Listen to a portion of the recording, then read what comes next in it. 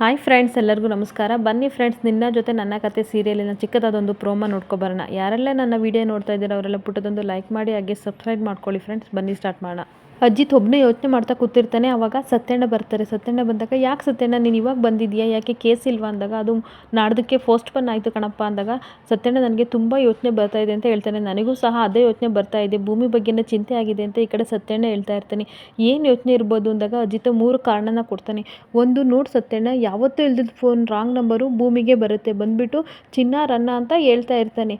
ಅವತ್ತೇ ಅವಳನ್ನ ಟ್ರ್ಯಾಪ್ ಮಾಡಿದ್ದಾರೆ. ಇನ್ನೊಂದು, ಎರಡನೇದಾಗಿ ನನ್ನನ್ನು ಸಹ ಟ್ರ್ಯಾಪ್ ಮಾಡಿ ಯಾವುದೋ ನಂಬರಿಂದ ಕಾಲ್ ಮಾಡಿಬಿಟ್ಟು ನಿಮ್ಮ ಅತ್ತೆ ಸಿಕ್ಕಿದ್ದಾರೆ ಅಂತ ಶಾರದಾ ಅತ್ತೆನ ನೋಡೋಕ್ಕೆ ಅಂತ ಕಳಿಸಿದ್ದಾರೆ.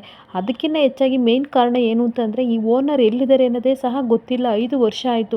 ಅಂಥದ್ರಲ್ಲಿ ಇದ್ದಕ್ಕಿದ್ದಂಗೆ ಲಾಡ್ಜ್ ಓಪನ್ ಆಗಿದೆ. ಇಲ್ಲಿಗೆ ಯಾರೋ ಬೇಕಂತ ಕಳಿಸಿದ್ದಾರೆ, ಬೇಕಂತಲೇ ಸಹ ಪೊಲೀಸ್ ಕೈಲಿ ಸಿಗಾಕೊಳ್ಳಂಗೆ ಮಾಡಿದ್ದಾರೆ. ಯಾರೋ ಸಹ ಭೂಮಿನ ಟ್ರ್ಯಾಪ್ ಮಾಡ್ತಾ ಇದ್ದಾರೆ ಅಂತ ಇರ್ತಾನೆ. ಯಾರಿರ್ಬೋದು ಅಂದಾಗ ಅಂಜನಾ ಅಂತ ಹೇಳ್ತಾನೆ. ಒಂದು ಕ್ಷಣ ಶಾಕ್ ಆಗಿಬಿಡ್ತಾನೆ ಸತ್ಯಣ್ಣ. ಏನು ಅಂಜನನ ಅಂದಾಗ, ಅಂಜನಾ ಭೂಮಿಗೆ ಕಂಡ್ರೆ ಅವಳಿಗೆ ಆಗಲ್ಲ, ಭೂಮಿ ಮೇಲೆ ಏನಾದರೂ ಸಹ ಹಾಗೆ ಸಾಧಿಸ್ತಲೇ ಇರ್ತಾಳೆ, ನನಗೆ ಯಾಕೋ ಡೌಟು ಭೂಮಿ ಮೇಲೆ ಅಂತ ಹೇಳ್ತಾ ಇರ್ತಾನೆ.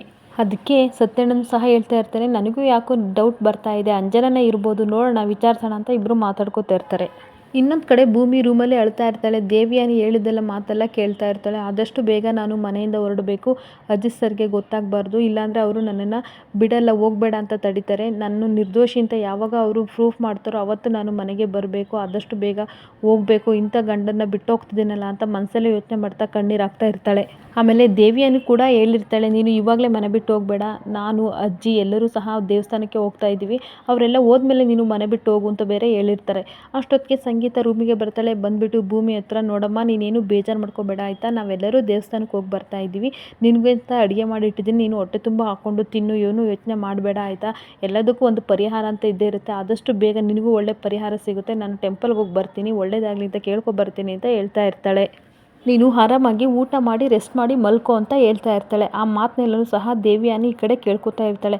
ಸಂಗೀತ ಮಾತಾಡಿಬಿಟ್ಟು ಹೋದಾಗ ದೇವಿಯಾನಿ ಒಳಗಡೆ ಬಂದುಬಿಟ್ಟು, ನೋಡಮ್ಮ ಭೂಮಿ, ನಿಮ್ಮ ಅತ್ತೆ ಹೇಳಿ ಹೋಗ್ತಾ ಇದ್ದಾಳೆ, ಆದರೆ ನೀನು ಹೇಳ್ದೇ ಹೋಗ್ತಾ ಇದೆಯಾ, ಇದೇ ವ್ಯತ್ಯಾಸ, ನಾನು ಹೇಳಿದ್ದೆಲ್ಲ ಚೆನ್ನಾಗಿ ನೆನಪೇ ಇದೆಯಲ್ಲಮ್ಮ, ನಾವು ಬರೋ ಅಷ್ಟೊತ್ತಿಗೆ ಆದಷ್ಟು ಬೇಗ ನೀನು ಮನೆ ಬಿಟ್ಟು ಹೋಗಿರಬೇಕು ಆಯಿತಾ, ಆದರೆ ನಿನ್ನನ್ನು ಬಿಟ್ಟಿರೋಕ್ಕಾಗಲ್ಲಮ್ಮ, ನನಗೆ ತುಂಬ ಬೇಜಾರಾಗುತ್ತೆ, ಆದರೆ ನಿರ್ದೋಷಿ ಅಂತ ಗೊತ್ತಾದ ಮೇಲೆ ಖಂಡಿತ ನೀನು ಬರಬೇಕು, ಅಲ್ಲೇ ಉಳ್ಕೋಬಾರ್ದು ಆಯಿತಾ, ನೀನು ನನ್ನ ಮಗಳಿದ್ದಂಗೆ ಅಂತ ಮತ್ತೆ ಕಣ್ಣೀರು ಹಾಕ್ಕೊಂಡು ನಾಟಕ ಮಾಡಿಕೊಂಡು ಹಗ್ ಮಾಡಿಕೊಂಡು ಕಳಿಸ್ತಾಳೆ.